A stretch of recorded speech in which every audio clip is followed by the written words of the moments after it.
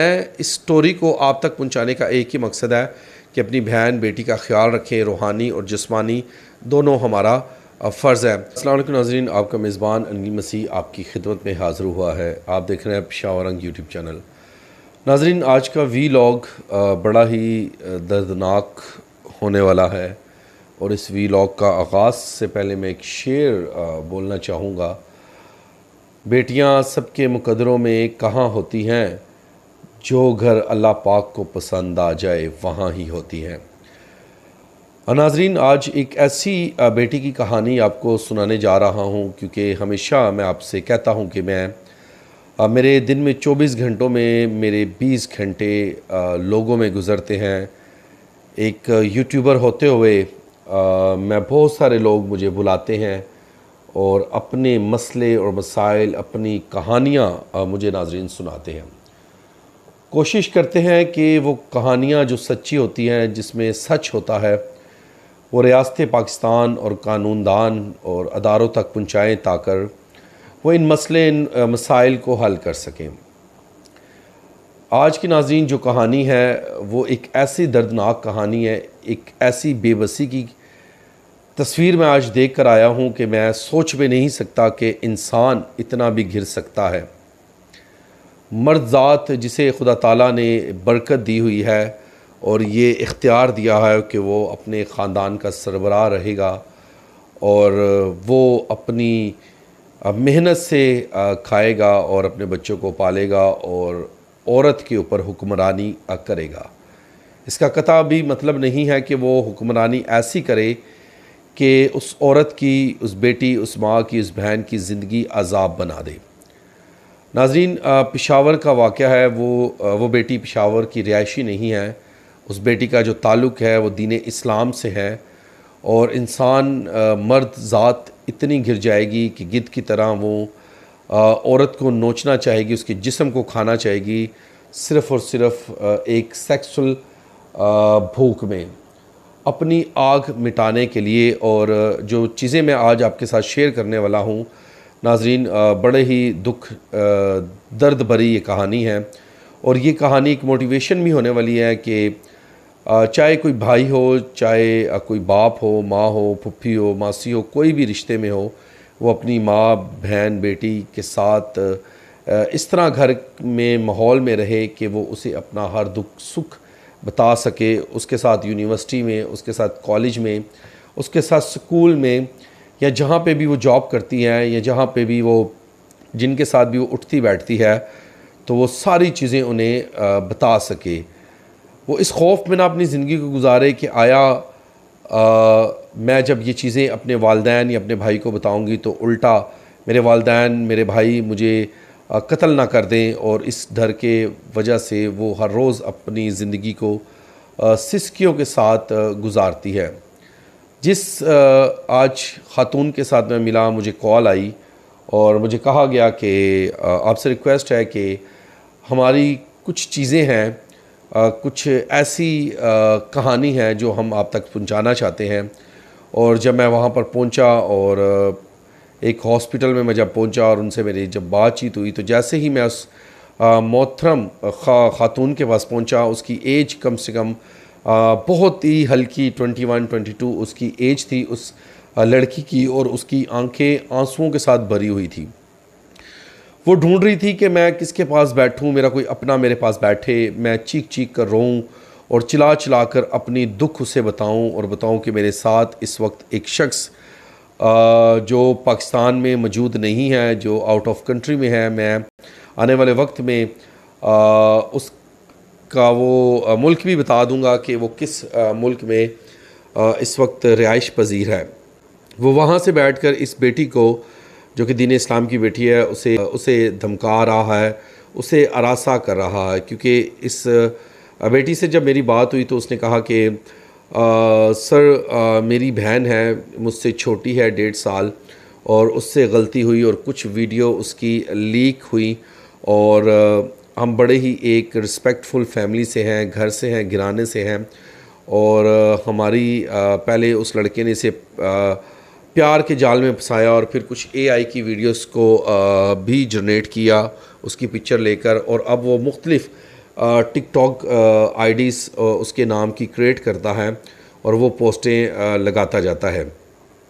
उस बेटी ने एफआईए में भी कंप्लेन की, लेकिन अभी तक एफआईए की साइबर क्राइम की तरफ से कोई भी ख़ास तौर पर उसे रोका नहीं गया।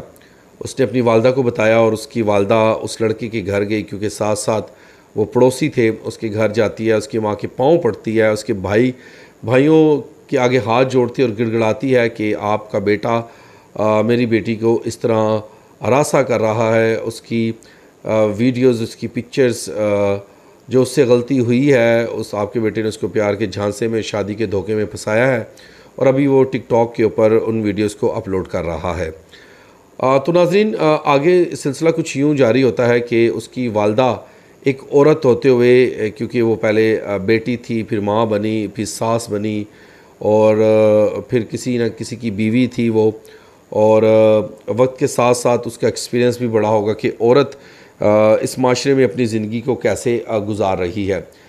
आया कि उसकी माँ को चाहिए था कि अपने बेटे को पकड़ती, उसकी छितर परेड करती, उसे मारती और उसे सबक सिखाती, उसे पुलिस के हवाले करती और ये कहती कि मैं आपके साथ हूँ, तो हम इसे कानून के मुताबिक सज़ा दिलवाएंगे। लेकिन ऐसा हरगिज़ भी नहीं हुआ।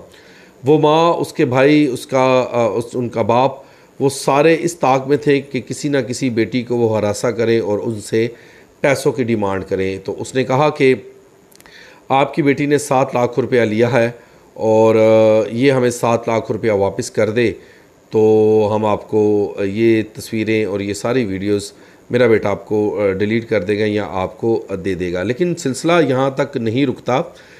वीडियोस अपलोड होती जा रही हैं और मुख्तलिफ़ लोग उसे देखते जा रहे हैं। आगे सिलसिला कुछ यूँ चलता है कि उसकी बड़ी बहन, उस छोटी बहन की बड़ी बहन कॉल करती है उस लड़की को, उस लड़के के भाई को भी कहती है, तो वो भी आगे से डिमांड करता है कि आप 7 लाख रुपया दे दें तो मेरा भाई ये सारी वीडियोस को डिलीट कर देगा। सिलसिला यहाँ तक नहीं रुकता, वीडियो का सिलसिला जारी रहता है। वीडियोस अपलोड होती जाती हैं टिकटॉक के ऊपर और लोग देखते रहते हैं। जब लोग देखते हैं तो उसके साथ, उस लड़की के साथ जो कोलीग्स होते हैं उन तक वो वीडियोस पहुँचती हैं, तो वो उन्हें दिखाता है कि ये आपकी वीडियोज़ हैं जो कोई ना कोई लीक कर रहा है। तो मामलात बिगड़ते जाते हैं। दोनों बहनें ये सोचती हैं कि आया हम ख़ुदकुशी कर लें, लेकिन कोई ना कोई खुदा का नेक इंसान उनके पास पहुंच जाता है, उन्हें हौसला देता है और वो रुक जाती हैं। जब वो बच्ची अपना मौक़िफ़ मुझे बयान कर रही थी, यकीन करें वो कांप रही थी, रो रही थी, उसके आंसू रुक नहीं रहे थे। उसकी छोटी बहन से जो गलती होगी, इंसान गलतियों का एक पुतला है, इंसान से गलती हो जाती है, क्योंकि मर्द जब मीठी और चौपड़ी बातें एक ख़ातून को करता है, एक बेटी को करता है, एक औरत को करता है, तो आया वो ख्वाब दिखाता है कि मैं तुम्हारे साथ एक अच्छा वक्त गुजारूंगा, तो मुझ पे इतबार कर सकती हो, आया हम अपनी एक ज़िंदगी को अच्छे तौर पर शुरू कर सकते हैं। तो वो इस जाल में, इस झांसे में फंस जाती है। नाज़रीन, सिलसिला कुछ यूँ जारी होता है आगे। जब वो बेटी बता रही थी कि इससे पहले भी हमने 2-3 आईडीज़ को रिपोर्ट करके, मुख्तलिफ़ लोगों को रिक्वेस्ट करके रिपोर्ट करके इसके आईडीज़ को बैन किया, लेकिन वो एक से एक आईडी को क्रिएट करता जाता है। और जब मज़ीद मेरी उस बेटी से बात हुई, उसने कहा कि मेरे तमाम घर वालों के नंबर्स, आईडी कार्ड नंबर्स भी उस शख्स के पास है। मैं हैरान हो गया उसके दोस्तों पर, और मैं ये कहना चाहूँगा उसके दोस्तों पर लानत है, ऐसे दोस्तों पर कि जो कोई शख्स अच्छी जगह पे जॉब कर रहा है या कोई ऐसे असास अदारे में एक जॉब कर रहा है कि जो आईडी कार्ड या आपका नंबर्स मालूम है कि आपके नंबर्स कैसे निकल सकती हैं और वो अपने दोस्तों को देते हैं, तो लानत है उन पे हज़ारों लानते हैं उन पर, और अल्लाह पाक की ज़ात उन्हें क़यामत के दिन ज़रूर पूछेगी। नाज़रीन, आगे कुछ यूँ सिलसिला जारी रहता है कि वो जब बेटी मुझे अपना स्टेटमेंट दे रही थी तो उसने कहा कि हम एफआईए में गए, वहाँ पे एप्लीकेशंस दी, लेकिन वक्त गुजरता गया, लेकिन आज तक हमें उस एसएचओ की तरफ से कोई भी कॉल्स नहीं आई, बल्कि अब वो हमारे मैसेज का जवाब भी नहीं देता। कहती मैंने उसके बड़े भाई से बात की तो उसने कहा पैसे की डिमांड है, आप दे दें। मैंने उससे रिक्वेस्ट की कि भाई मैं अपने एक एक खून का कतरा अपने गुर्दे बेचकर आपको ये 7.5 लाख रुपया दे दूँगी, तो आप इन चीज़ों को डिलीट कर दें। नाज़रीन, यहाँ तक जो जुल्म की इंतहा है, जो बर्बरियत है, वो कमबख्त शख्स, वो कमबख्त मर्द यहाँ पे रुकता नहीं। वो 7.5 लाख से 14 लाख और 14 से 29 और फिर 40 लाख तक की डिमांड करने स्टार्ट कर देता है। उन्होंने कहा कि हम कुछ भी करके आपको पैसा दे देंगे, लेकिन आप अभी टिकटॉक के ऊपर ये इन वीडियोस को वायरल करना बंद कर दें। वो कमबख्त इंसान, वो कमबख्त का बच्चा जिसके माँ बाप इस घिनौने खेल में मुलव्वस हैं, और वो रुकता नहीं है, बल्कि वो उन वीडियोस को अपलोड करता जाता है, और कोई 9 से 10 वीडियोस को अपलोड कर चुका है वो अब तक। और मैं हैरान कुन हो चुका हूँ कि ऐसे कमबख्त इंसान होते हैं जिनकी माएँ उनके साथ मिली होती हैं, और वो इस तरह की बेशर्मी के काम करते हैं। उसने उसको उसकी माँ का वास्ता दिया, बहनों का वास्ता दिया, लेकिन वो शख्स नहीं रुक रहा। अब वो कहता है कि जी पैसों की भी बात नहीं है, बस बातें कुछ और हैं। लेकिन वो लड़की अपना गुनाह इकरार करती है कि मुझसे गलती हो गई, इसने मुझे पैसों के लालच में, यकीन करें कि ऐसे फंसाया कि मैं इसके जाल में फंस चुकी। और जब वो 7.5 लाख की, मैंने उनसे पूछा कि 7.5 लाख आपने इकट्ठा लिया या कैसा? उन्होंने कहा जी 7.5 लाख रुपये तो लिया ही नहीं है। जब इसकी मेरी छोटी बहन के साथ फ्रेंडशिप हुई, पहले ये इसके पीछे पड़ता रहा, मिन्नतें करता रहा, और अल्लाह ताला के वास्ते देते रहा कि मैं आपके साथ सच्ची मोहब्बत करता हूँ और मैं आपसे शादी करना चाहता हूँ। तो लाजमी बात है कि दोनों जॉब कर रहे थे, और एक महीने बाद उसने इसको 30,000 भेजा कि मैं ये आपको ख़र्चा दे रहा हूँ, आप अपने लिए यूज़ और इस्तेमाल करें, ये मेरा हक़ है, बतौर मैं आपसे मोहब्बत करता हूँ, तो आप इसको ले सकती हैं और अपने लिए कुछ भी कपड़े ले सकती हैं। वो ख़ातून आगे से उसे रिस्पॉन्स करती है कि मुझे पैसों की ज़रूरत नहीं है, मेरी सैलरी अच्छी है और मैं अच्छा कमा लेती हूँ, और मैं अपने घर में भी अच्छा खासा भेज लेती हूँ, तो अलबत्ता मुझे पैसों की ज़रूरत नहीं है। अगले महीने वो फिर पैसे भेजता है, तो ये इसी तरह वो पैसों का सिलसिला नाज़रीन जारी रखता है, क्योंकि ये एक गैंग है, और ये अभी खैबर पख्तून में ये ऐसे गैंग सर उठा रहे हैं। तो हुकूमत पाकिस्तान से और खैबर पख्तूनख्वा कि मैं गैरतमंद पुलिस एहलकारों को और तमाम अदारों को कहना चाहता हूँ कि आप इन पर स्ट्रॉन्गली एक्शन लें, क्योंकि ये यूनिवर्सिटी में इसको पहला वाक़या नहीं, इस तरह के वाक़े होते रहते हैं, और फिर आखिरकार वो बेटी और बच्चे अपनी जान से हाथ धो देते हैं। तो सिलसिला जारी रहा आगे, और उसने कम से कम कोई 2-2.5-3 लाख रुपए उसे भेजे, और उसके साथ प्यार और उसके साथ अफेयर किया, और उसको नोचता रहा उसके जिस्म को, और आखिरकार जब उसका मकसद पूरा हो गया तो उसने पैसों की डिमांड स्टार्ट कर दी। वो पाकिस्तान में मौजूद नहीं है। इवन कि उसने ये भी उन बच्चियों को कहा है, दोनों को, कि जाओ तुम कुछ भी नहीं कर सकती हो, जाओ जो चीफ़ ऑफ आर्मी स्टाफ है उसको भी कह दो, जिसको मर्ज़ी कह दो, तुम मेरा कुछ बिगाड़ नहीं सकती हो। मैं इस स्टोरी को आप तक पहुँचाने का एक ही मकसद है कि अपनी बहन बेटी का ख्याल रखें, रूहानी और जिस्मानी दोनों हमारा फ़र्ज़ है। और इस वीडियो को ज़्यादा से ज़्यादा शेयर कीजिएगा, कमेंट सेक्शन में अपनी राय ज़रूर दीजिएगा। अब तक के लिए इजाज़त दीजिएगा। आपका अपना मेज़बान अनिल मसीह।